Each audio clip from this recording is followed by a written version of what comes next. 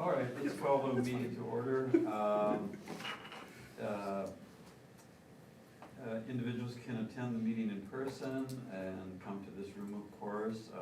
You can stream the meeting on the library's YouTube channel. And a recording is made of this meeting, which is available after the meeting at the city's website. Community members are invited to address the board. Is there anyone from the community at this time? No? Okay. Call to order. Angela. Tim. Here. Craig. Here. Adam. Here. Steve. Here. Lisa. Here. And Nick. Okay. Updates and reports, beginning with the foundation. Hi, I'm Brenda Cardock. I'm the Executive Director of the Foundation. We have the holiday shopping auction coming up over Thanksgiving. We have a preview of some of the items there, or you can hit the QR code when you go out. For anybody listening, it's 32auctions.com/library24. We've got an array of gift cards, experiences, and really fantastic holiday gifts. We are 87% to our undesignated goal for the year at the last report. With sponsorships for our fundraising event coming up at the end of January. Actually, it's better than it was when I made this, and we're under $1,000 to our goal, so fingers crossed we'll get the last couple of sponsorships in. Just FYI, the foundation needs a new database because the database company we use is just going out of business. Fun times at the end of the year, so. And tomorrow is Give MN. Some of you have already generously given, but golden tickets are given away every 15 minutes tomorrow, so there's another QR code there, or you can go to Give MN and look for the Rochester Public Library Foundation if you would like to participate. Does anybody have any questions? Race to get you out on time. Thank you. Friends. Hi, I'm Val Kalashewski, President of the Friends, and wanted to highlight one of our Friends board members, Joyce Wenz, was recently recognized at the state level as a standout friend by the Minnesota Association of Library Friends. In addition to her time in the store since it opened 30 years ago, and auditorium sales before that at our other library building. She has also orchestrated fundraising events to Barnes & Noble, a bus tour about 10 years ago to Twin Cities area bookstores. And she has served like 24 years on the board. That goes back before we had term limits. I think she was on the board when they established term limits. But we are just very proud of all the work that she's done. She's terming out now. She hit term limits, so she's leaving the board. I also wanted to point out that the Friends Bookstore is having Small Business Saturday on the Saturday right after Thanksgiving. They will have special sales throughout the store. I can't say what they are because they do want you to still shop before then, and they will also have drawings for gift certificates and other giveaways. And then a week after that, we will be having the gift quality book and bake sale in the auditorium. We've been setting aside inventory all year, like new, brand new stuff. And things will be priced as marked. It'll be that Friday and Saturday, the 6th and 7th. Not just books, but puzzles and games and DVDs and CDs and baked goods. I know a few of you in the room are volunteering to bring in some baked goods. So come satisfy your sweet tooth. Kim always brings some fabulous bundt cakes, and Brenda brings some cool things. Either that or you get your neighbor to bring both. Anyway, we always have a ton of baked goods, so please come shop. Any questions for Friends? When do you need those baked goods dropped off by? We prefer that you would drop them off either Thursday afternoon, the 5th, or Friday during the day, the earlier the better, on the 6th. Don't drop them off in the morning because the preschool has a dance party in there, and nothing will be left if you drop it off while the preschoolers are having their dance party.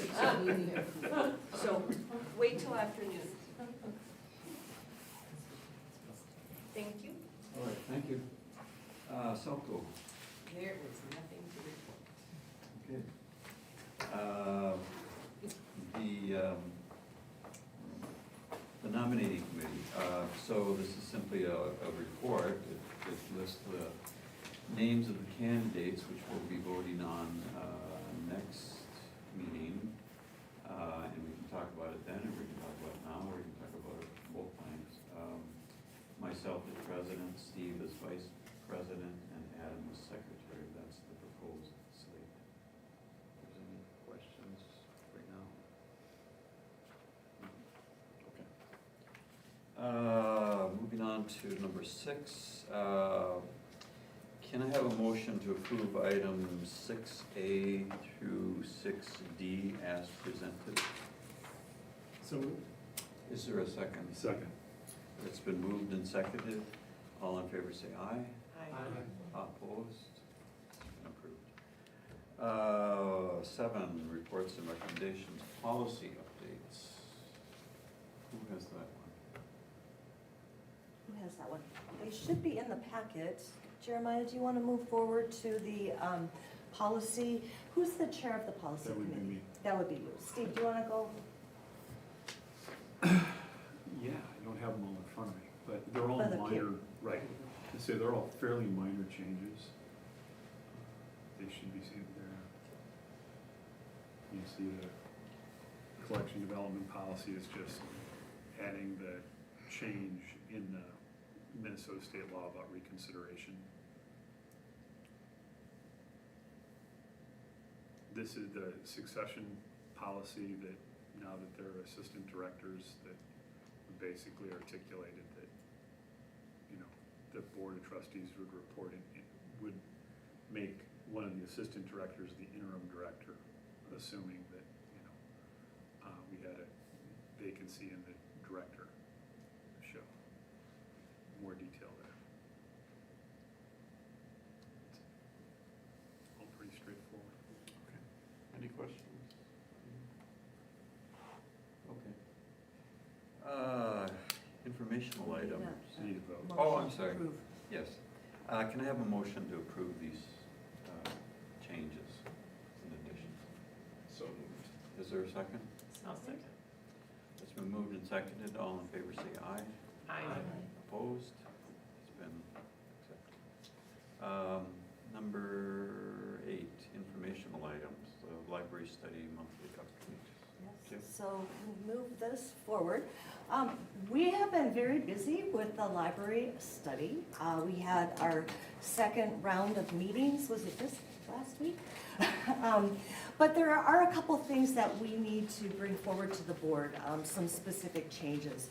In our RFP, we did include the need for a co-design process for the study. And MSR did have a co-design process where they were planning to do some focus groups.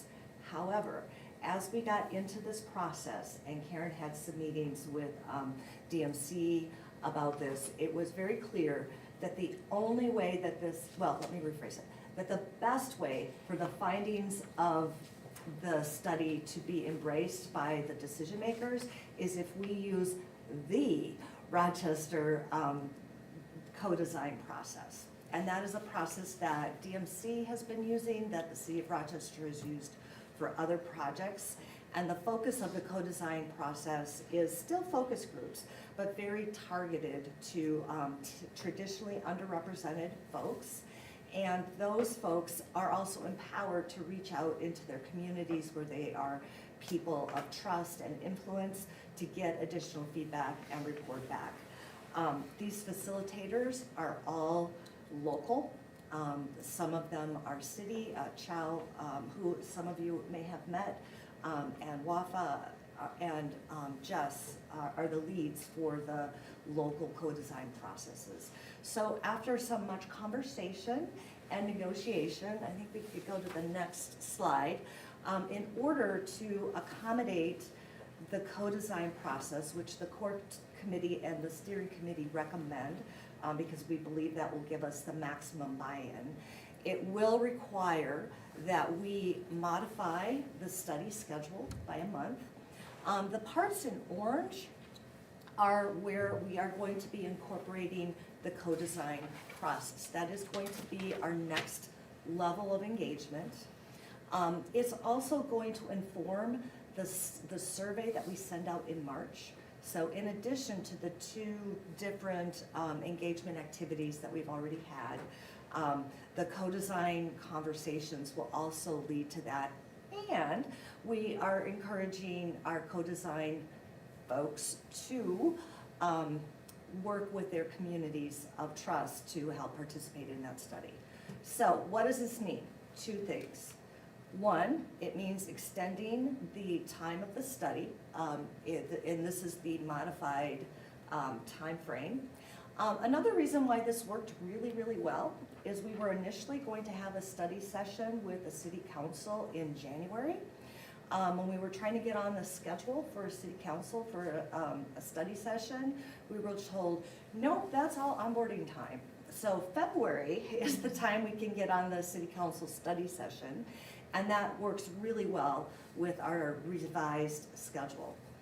The other thing it's gonna need is a little bit more money. This is coming from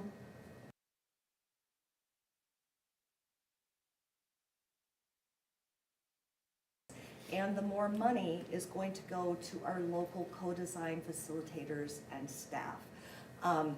The more money is also being negotiated because MSR is not going to be doing the focus groups. Some of their time and some of their incentives will be a little less. Is it gonna cover the whole cost? No, this co-design process is a little bit more expensive.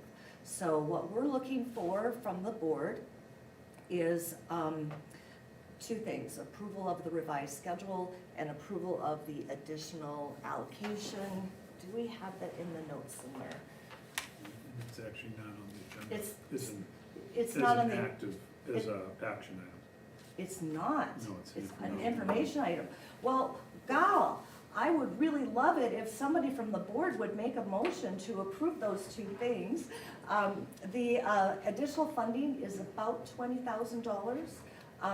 Where we would find that money would be from the foundation allocation that was unspent because the safety and security person came on later. Is that correct, Purna?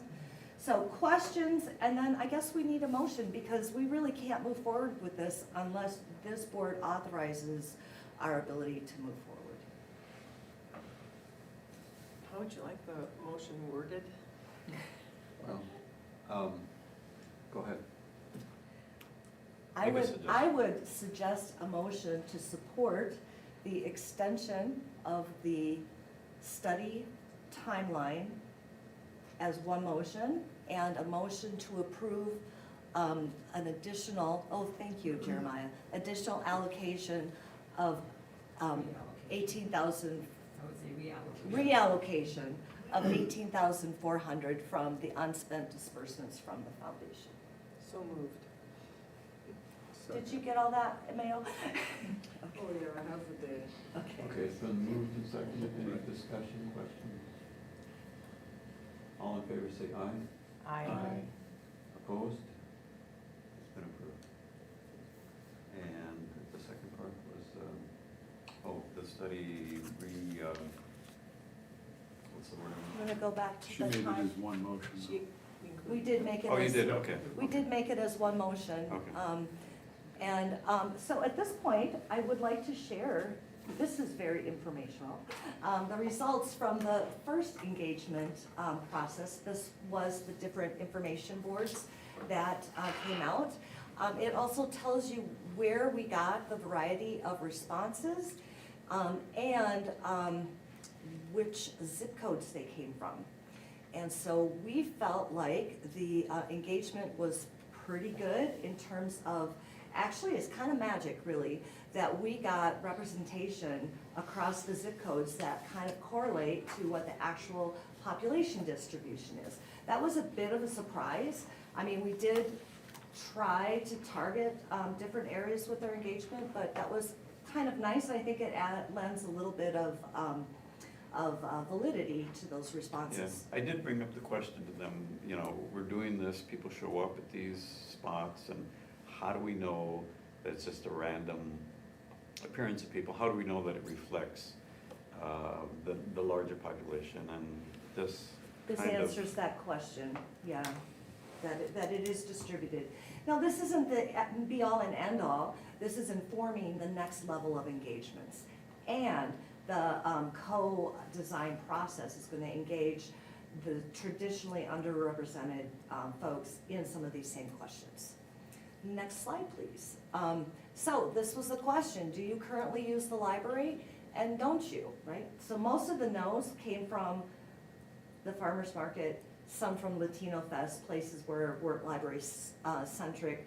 A lot of the other engagements happened here in the library, although we did have some no's in the library because they were coming in for a special event and they weren't regular users. And so that's the distribution of people who use the main library, people who use the bookmobile, people who don't use it at all, and people who use digital. Next slide, please. What would improve your experience? One of the things in pink are the things we heard about the most. Parking, I don't think that's a surprise to any of us. People are constantly complaining about parking. A lot of interest in branch locations. The majority of people said, we love you. You guys are doing great. Other things that were on the higher level were, well, there's like more of a light pink, was more bookmobile stops. Of course, this happened when we were at Iota and Byron. The people in the outskirts want more stops there. And more youth-focused activities. That was also some of the feedback that we received. I think it's worth noting that nothing at all beats parking. Nothing, well, except you're doing great. And actually, MSR was very pleased by that because they feel like that is something that we can come up with some actionable items on. Next slide, please. We did ask a lot of things about what the community needed, the larger question. This data is something that we're sharing with the mayor in terms of their Vision 2025, and the mayor is sharing their data with us as well. So this goes into some of the larger questions about community needs. Affordable housing was very high, affordable child care. The place where the library really fits in is that third space, that community space, and parks and trails. And it also, the parks and trails and the outdoor space will align as we go to the next slide. Oh, and then these are just a handful of the writing comments about things that people are looking for from the library, things that would make it better, make our community better, make our library better, make their experiences better. Next slide. We did ask people to prioritize what kinds of things, and all of these are pictures of actual libraries that exist and actual services. What kinds of things from here excite you the most? And now the next slide. People love children's exhibits, demonstration kitchens, educational gardens, to kind of align with our seed library, and outside community spaces. A lot of people loved the pictures of the green space next to public library. So these are all kinds of things.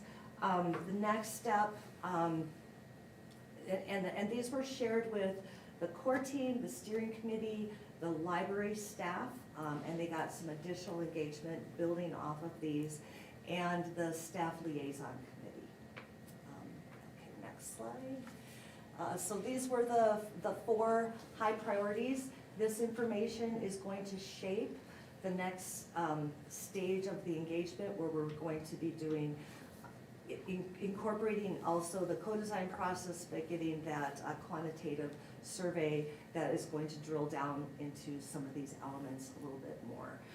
For example, is it the parking, or is it the experience of parking in a ramp and walking all the way around the building to get to the library. So they're gonna wanna drill down a little bit more to that sort of thing. And next slide. This is the community co-design process that I discussed. Highly recommended that in order for us to get the maximum buy-in, it will behoove us to use this process and use our local folks with regards to this. And these are all the different people who are organizations who've worked with this co-design process. And that was the amount of money that we needed, and we got that already approved, and that's it. Questions, comments, feedback. There are more opportunities, and there will be more opportunities as this process progresses to provide input, feedback. We're really gonna want everybody to help get the word out with that survey when that's released in March, because we wanna get as many voices as possible. We want it to be statistically relevant, both users and non-users.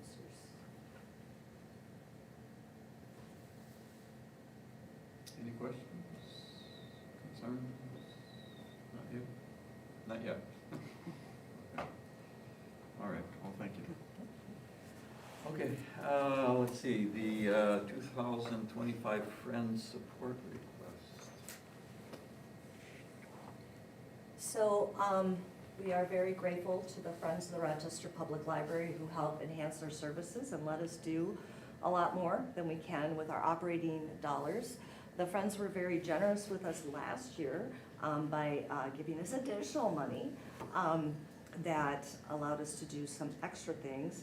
But this number, the target that they gave us is more realistic and aligns with their current fundraising projections.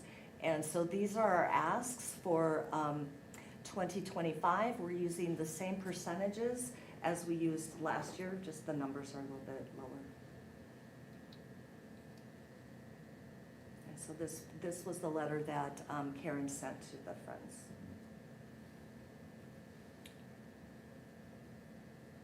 Any questions, comments? Okay, moving on, 2025 Foundation allocation.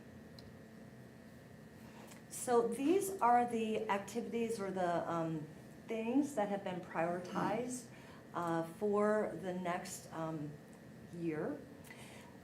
You've heard a lot about, digital and instant cards, and you may have recalled that we used to have a temporary card, but it wasn't ever verified, and it caused some problems with a lot of use that wasn't necessarily the way it needed to be with some of our digital things.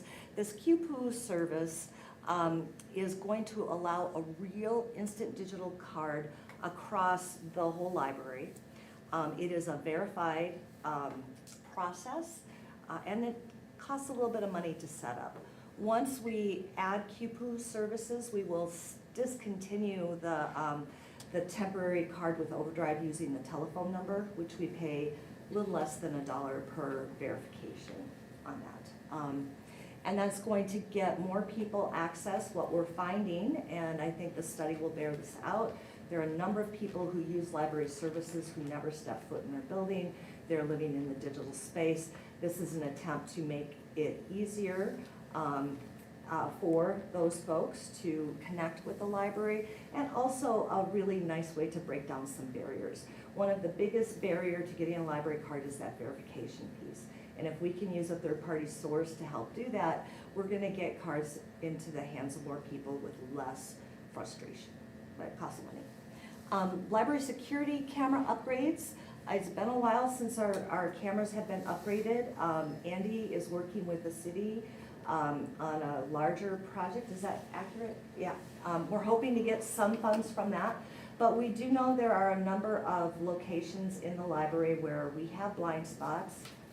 I wish I could say incidents were going down. Maybe they are a little bit, but we still need to keep an eye on more of the library than we're able to manage at this point. So upgrading and adding more security kits or security cameras would be really good. Sensory kits, this is a recommendation from the JEDI audit. Sensory kits are kits to help people that have that are neurodivergent, who have sound sensitivity, and other kinds of sensitivities, help them navigate the library a little bit better. Extensive research was done.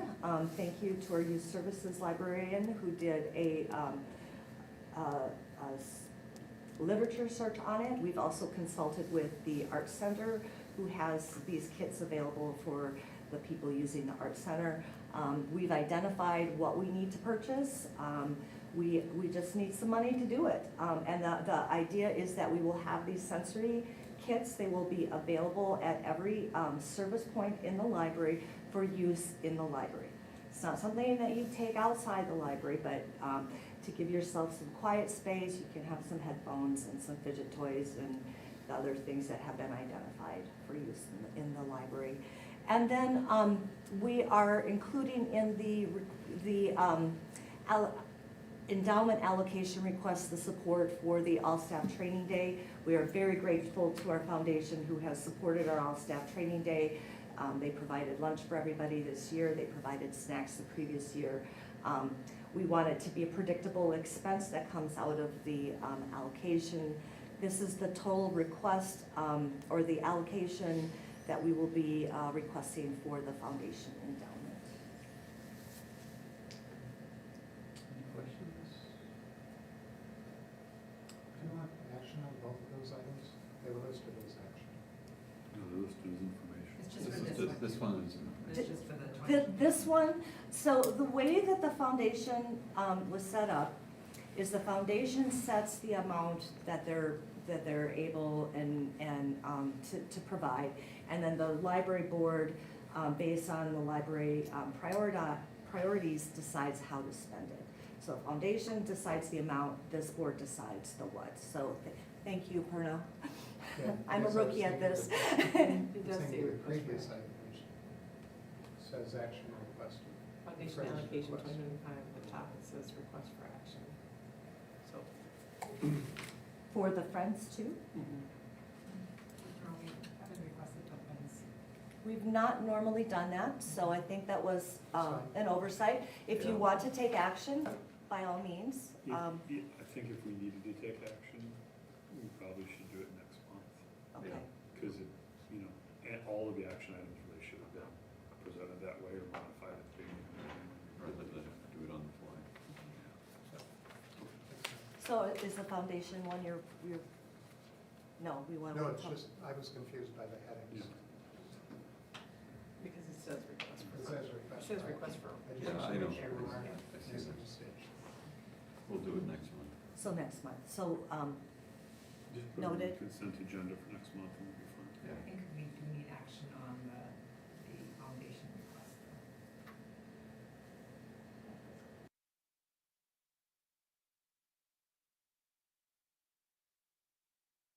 the board is saying, if I get this right, so Perna's telling me, and I think this is correct, we do need board action on the foundation allocation. But what I'm also hearing is that because we didn't ask for that action ahead of time, you would prefer to defer that till next Violate time. the sunshine. I would do rules it effectively. next month. Okay, So we can just. okay. That's not a problem. It's a 2025 request anyway, so yeah, that's fine. And I don't think they'll be surprised by the request. My budget isn't approved yet, so I think they're both here, next month so. would be awesome. Next month There you would be go. better for the foundation as well. There you go Again, rookie, I'm just pinch hitting, well, Okay, it's fine, it's fine. Okay, any other questions? Okay. Number 9, questions and answers regarding anything that's come before the board?